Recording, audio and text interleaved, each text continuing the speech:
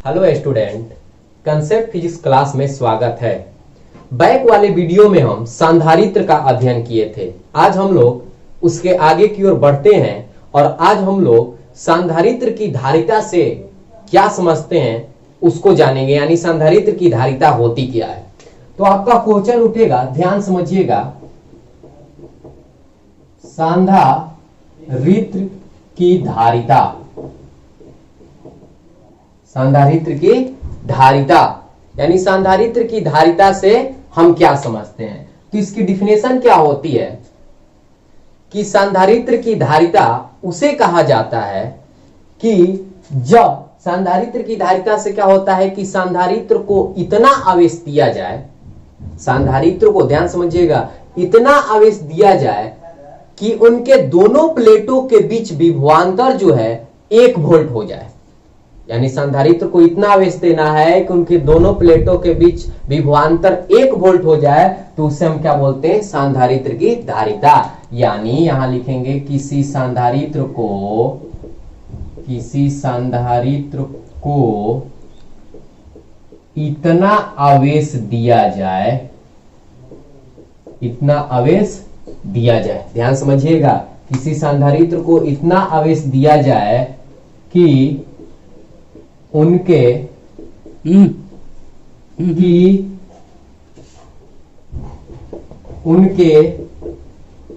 दोनों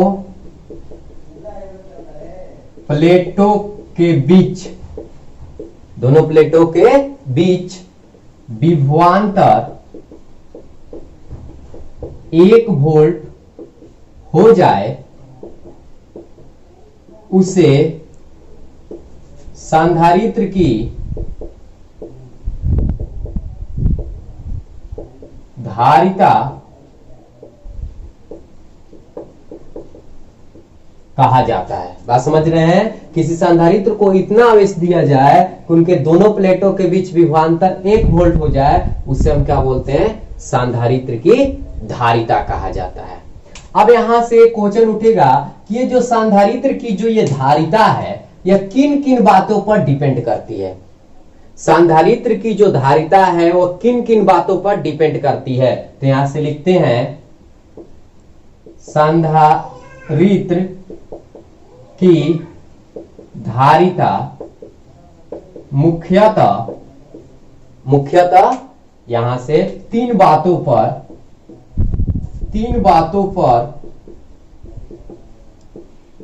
निर्भर करती है।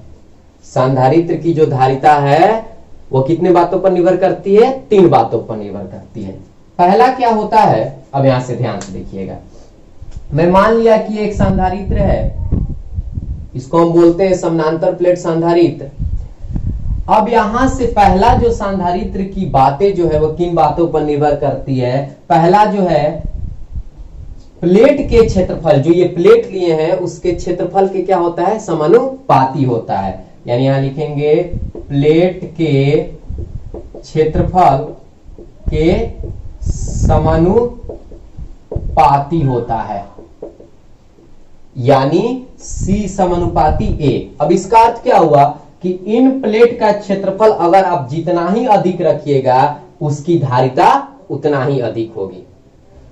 दूसरा मुख्य बातें हैं कि इन प्लेटों के बीच की जो दूरी होती है, इन प्लेटों के बीच की जो दूरी होती है, मैं मान लिया इन प्लेटों के बीच की जो दूरी है क्या है, D है। इस पर मान लेते हैं आपकी पॉजिटिव चार्ज है और इस पर क्या है, निगेटिव चार्ज है। तो इनके बीच की जो दूरी होती है उसके क्या होता है, व्युत्क्रमानुपाती होता है। तो यहां लिखेंगे दोनों प्लेटों के बीच के दूरी के क्या होता है, व्युत्क्रमानुपाती होता है, व्युत्क्रमानुपाती होता है। यानी इसका कहने का अर्थ यह हुआ कि C समानुपाती 1/D होता है। इसमें क्या होता है कि इनके प्लेटों के बीच की दूरी जितना ही आप कम कीजिएगा धारिता का मान उतना ही अधिक होगा, और जितना ही अधिक कीजिएगा धारिता का मान उतना ही क्या होगा, कम होगा। बात समझ रहे हैं। और तीसरा जो है वह मुख्य बातें क्या है कि जो ये कैपेसिटर है इसको किस माध्यम में रखा गया है। यह माध्यम के विद्युतशीलता के भी समानुपाती होता है, यानी C समानुपाती एप्सिलॉन M। तीसरा जो होता है यह माध्यम पर डिपेंड करता है कि आप किस मीडियम में इसको रखे हुए हैं, तो C समानुपाती एप्सिलॉन M, यानी संधारित्र की धारिता मुख्यतः तीन बातों पर क्या करती है, डिपेंड करती है। क्षेत्रफल बढ़ाइएगा बढ़ेगा, उनकी बीच की दूरी को घटाइएगा धारिता बढ़ेगी, बढ़ाइएगा घटेगी, और माध्यम की विद्युतशीलता पर, यानी उस संधारित्र को किस मीडियम में ले जाकर रखे हैं उसके भी क्या होता है, समानुपाती होता है।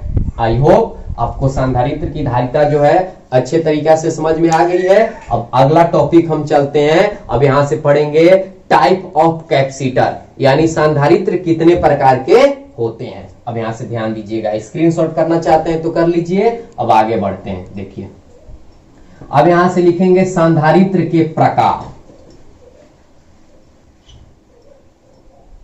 संधारित्र के प्रकार,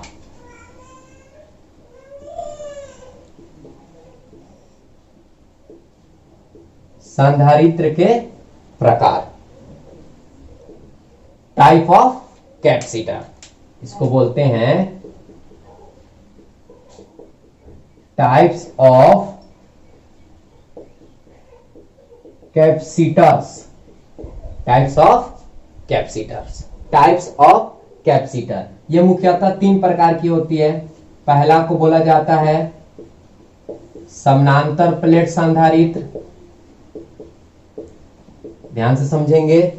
दूसरा जो होता है वो होता है गोलीय प्लेट संधारित्र। तीसरा जो होता है बेलनाकार, बेलनाकार प्लेट संधारित्र। कोई दिक्कत? इसको बोलते हैं पैरेलल प्लेट कैपेसिटर, इसको बोलते हैं स्फेरिकल प्लेट कैपेसिटर और सिलेंड्रिकल प्लेट कैपेसिटर। कोई दिक्कत? तो आज हम लोग समानांतर प्लेट संधारित्र के बारे में अध्ययन करेंगे और नेक्स्ट वाले वीडियो में हम लोग गोलीय प्लेट संधारित्र और बेलनाकार प्लेट संधारित्र को समझेंगे। अब यहां से उठेगा कि ये समानांतर जो प्लेट संधारित्र है वो होता क्या है। समानांतर, इसका नाम ही है समानांतर, यानी वैसा संधारित्र जिसमें दोनों प्लेट, जिसको एक प्लेट को हम बोलते हैं संग्राहक, एक प्लेट को हम बोलते हैं संघनक, यानी जिस पर आवेश रहता है उसको हम बोलते हैं संग्राहक, जिस पर आपका पॉजिटिव आवेश रहता है उसको संग्राहक बोलते हैं, और जिस प्लेट को पृथ्वी के साथ अर्थित किया जाता है उसे संघनक कहा जाता है। तो जिस संधारित्र के संग्राहक तथा संघनक प्लेट एक दूसरे के क्या होते हैं, समानांतर होते हैं, उसे हम क्या बोलते हैं, समानांतर प्लेट संधारित्र। तो आइए इसका डिफिनेशन लिख लेते हैं। समानांतर प्लेट संधारित्र, ध्यान समझिएगा, यहां से लिखते हैं जिस संधारित्र के दोनों प्लेट एक दूसरे के क्या होता है, समानांतर होता है, एक दूसरे के समानांतर होता है, उसे समानांतर प्लेट संधारित्र कहा जाता है। कहा जाता है, बात को समझिएगा। जिस संधारित्र के दोनों प्लेट एक दूसरे के समानांतर होता है उसे समानांतर प्लेट संधारित्र कहा जाता है। जैसे अब यहां से देखिए, यह आपकी समानांतर प्लेट संधारित्र हो गई, हो गया, कोई दिक्कत? ये आपका, अब क्या किए कि यहां से एक बैटरी से क्या कर दिए, जोड़ दिए, इसको हो गया, ये निगेटिव चार्ज हो गया। बात को समझिएगा, ये पॉजिटिव चार्ज हो गया, ये निगेटिव चार्ज हो गया। इन दोनों प्लेटों की जो बीच की दूरी है वह मैं मान लिया कितना, d। कोई दिक्कत? देखिए इसका दोनों प्लेट एक दूसरे क्या है, समानांतर है। जब बैटरी से जोड़ते हैं तो ये आपकी जो होती है पॉजिटिव हो जाएगी और ये उतना ही इस पर क्या हो जाएगा, निगेटिव हो जाएगा। उतना ही इस पर क्या हो जाएगा, निगेटिव हो जाएगा। तो सबसे पहले अब यहां से देखिए समानांतर प्लेट संधारित्र की जो डिफिनेशन है वो दे दिए। अब यहां से हम समानांतर प्लेट संधारित्र की धारिता निकालेंगे। अब यहां से धारिता कैसे इसका निकाला जाता है, समानांतर प्लेट संधारित्र की धारिता कितनी होती है, ध्यान समझिएगा। तो सबसे पहले हम क्या लिए, दो समानांतर प्लेट लिए, एक को नाम रख दिए ए और एक को नाम रख दिए बी, यानी ए बी एक समानांतर प्लेट संधारित्र है जिसके ए प्लेट पर क्या है, प्लस क्यू आवेश है तथा बी प्लेट पर उतना ही क्या है, माइनस क्यू आवेश है। अब यहां से एक बात उठा कि सबसे पहले हमें इलेक्ट्रिक फील्ड की जो डायरेक्शन है इसमें पकड़ना है। तो इलेक्ट्रिक फील्ड हम जानते हैं कि हमेशा पॉजिटिव चार्ज से निगेटिव चार्ज की ओर जाती है, यानी यहां इलेक्ट्रिक फील्ड इस प्रकार होगा, इस प्रकार ऐसे जाएगा,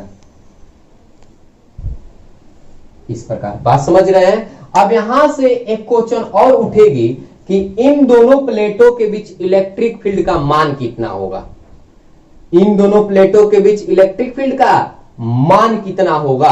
तो यहां से ध्यान दीजिएगा, हम लोग बैक वाले वीडियो में पढ़े हैं कि जब विद्युतीय बल रेखाएं की डायरेक्शन लेफ्ट की तरफ होती है तो वहां आपकी जो E का मान है, इलेक्ट्रिक जो फील्ड है उसका जो मान है वो माइनस में लिया जाता है, और जब राइट हैंड साइड में जाती है तो वहां इलेक्ट्रिक फील्ड का जो मान है वो प्लस में लिया जाता है। और एक समानांतर प्लेट के लिए, एक समानांतर के लिए इलेक्ट्रिक फील्ड का जो मान होता है वो कितना होता है, सिग्मा बाटा 2 एप्सिलॉन।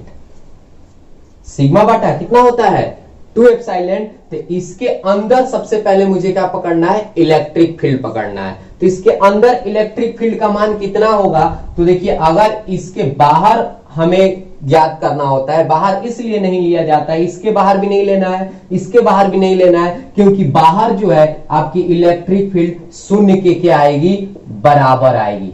अब क्यों आएगा, क्योंकि देखिए ये पॉजिटिव है तो विद्युतीय बल रेखाएं इधर जाएगी, और निगेटिव जो अगर यहां आपका कोई पॉइंट है तो पॉजिटिव की रेखाएं इस प्रकार जाएगी, निगेटिव किस प्रकार जाएगी। तो डायरेक्शन एक दूसरे के विपरीत होने के चलते एक को पॉजिटिव लेना है, एक को निगेटिव लेना है, तो इसका वैल्यू शून्य हो जाता है। इधर भी यही कहानी होगी, लेकिन यहां देख रहे हैं कि पॉजिटिव भी मान लेते हैं कि यहां कोई पॉइंट है और मुझे यहां इलेक्ट्रिक फील्ड का मान निकालना है। बात को ध्यान समझिएगा, जो पॉजिटिव है इस पॉइंट पर क्या करेगा, पॉजिटिव से रेखाएं बाहर जाती है, और निगेटिव क्या करेगा, खींचेगा। तो देखिए पॉजिटिव से जा रही है और निगेटिव इसको क्या कर रहा है, खींच रहा है। तो हम देख रहे हैं कि इनके बीच में, इन दोनों प्लेटों के बीच में अगर हम कहीं भी पॉइंट लेंगे तो विद्युतीय बल रेखाएं की जो डायरेक्शन है वो दोनों कहां है, एक तरफ है। तो जब एक तरफ है, और एक और बात है कि दोनों लेफ्ट है कि राइट में है, लेफ्ट की ओर है, तो सॉरी राइट की ओर है। तो जब राइट की ओर होता है तो ई का मान पॉजिटिव लिया जाता है, यानी इस पॉजिटिव के चलते भी आपका प्लस और इस निगेटिव के चलते भी आपका प्लस। जब दोनों को ऐड कीजिएगा तो ये 2 सिग्मा बाटा 2 एप्सिलॉन हो जाएंगे। बात समझ रहे हैं? और 2 से 2 क्या हो जाएगा, कट जाएगा, यानी इसके अंदर जो इलेक्ट्रिक फील्ड का मान होगा वो कितना होगा, सिग्मा बाटा एप्सिलॉन होगा। यानी इसके जो अंदर इलेक्ट्रिक फील्ड होगा वो कितना होगा, सिग्मा बाटा एप्सिलॉन होगी, और बाहर आपका शून्य होगा, इसके बाहर भी आपका क्या होगा, शून्य होगा। आई होप आपको समझ में आ गई होगी। अब देखिए पुनः एक बार समझ लीजिए, इसके अंदर इलेक्ट्रिक फील्ड शून्य क्यों नहीं आया, इसके अंदर इलेक्ट्रिक फील्ड जो है शून्य इसलिए नहीं आया कि पॉजिटिव से रेखाएं जो होती है बाहर की ओर जाती है विद्युतीय बल रेखाएं, और निगेटिव क्या होता है, अनंत से आती हुई है मालूम पड़ती है। तो यहां हम देख रहे हैं कि अगर मुझे इस पॉइंट पर इलेक्ट्रिक फील्ड निकालना है तो पॉजिटिव क्या कर रहा है, ढकेल रहा है अपने से दूर, और निगेटिव क्या कर रहा है, अपनी ओर खींच रहा है। तो यहां हम देख रहे हैं कि दोनों यहां तीर का जो निशान है आप देख रहे हैं, दोनों की डायरेक्शन एक तरफ है और किधर है, राइट में है। तो राइट में है तो ई का जो मान है वो पॉजिटिव लिया जाता है, तो सिग्मा बाटा एप्सिलॉन प्लस सिग्मा बाटा एप्सिलॉन को ऐड करेंगे तो ई बराबर सिग्मा बाटा क्या आ जाएगा, एप्सिलॉन आ जाएगा।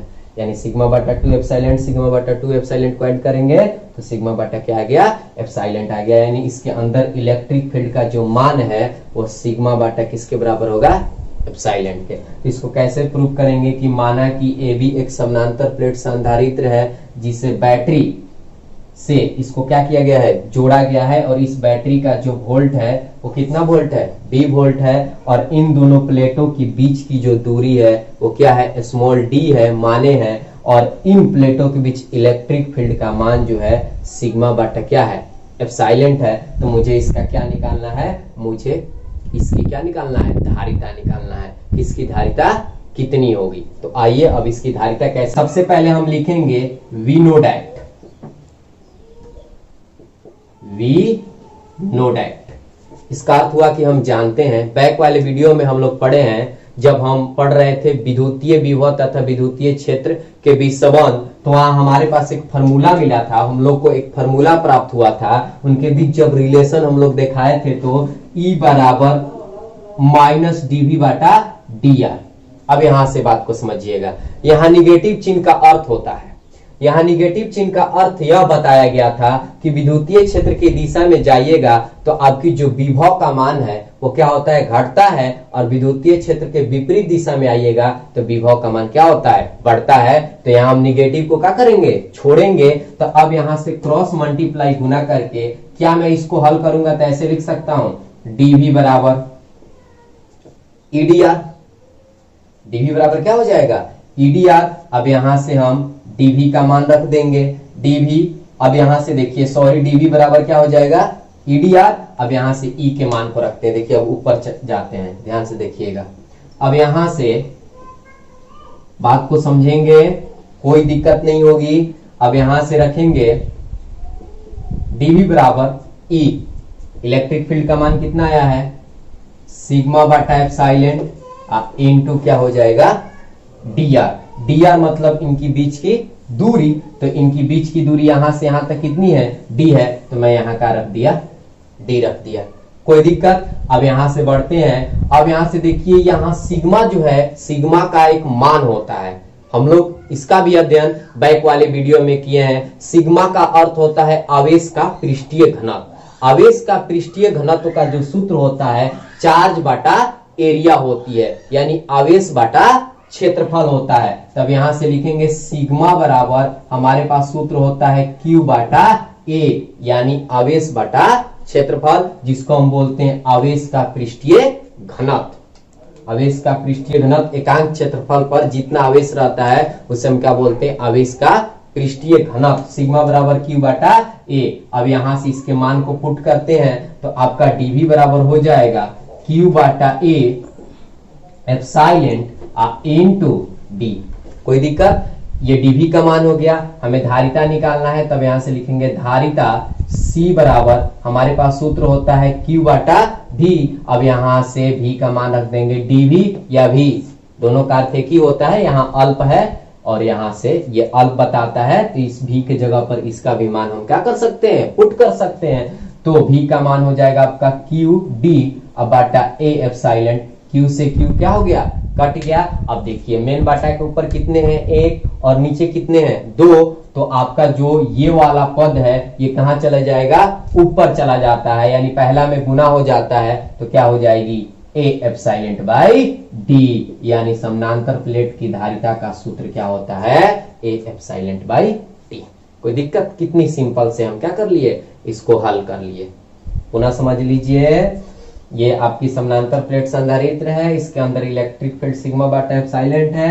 सबसे पहले V नोडेट से चले, हमारे पास फार्मूला होता है विद्युतीय क्षेत्र तथा विद्युतीय विभव के बीच संबंध जब स्थापित किए थे, E बराबर माइनस dV बाटा dr। निगेटिव चिन्ह का अर्थ होता है कि विद्युतीय क्षेत्र की दिशा में जाने पर विभव का मान घटता है और विद्युतीय क्षेत्र के विपरीत दिशा में आइएगा तो विभव का मान बढ़ता है। अब यहां से हम डीवी निकाल दिए, ईडीआर, ई का मान रख दिए सिग्मा बटा एप्सिलॉन, और डीआर का मतलब इन दोनों प्लेटों के बीच की दूरी, तो हम डी रख दिए। पुनः सिग्मा का सूत्र बैठा है क्यू बाटा ए, चार्ज बाटा एरिया, पुनः ये वाला वैल्यू यहाँ पुट कर दिए Q Bata A epsilon into D. समझ रहे हैं बात। पुनः धारिता का सूत्र बैठा है, धारिता सी बराबर होता है क्यू बाटा वी, क्यू ज्यों कहते हैं, और वी का मान यहाँ से रख दिए, क्यू से क्यू कटा दिए, और ए एप्सिलॉन ऊपर चला गया, डी नीचे हो गया। यही समानांतर प्लेट संधारित्र की क्या है, धारिता है। और हम लोग अब नेक्स्ट वाले वीडियो में गोलीय प्लेट संधारित्र और बेलनाकार प्लेट संधारित्र का क्या करेंगे, अध्ययन करेंगे।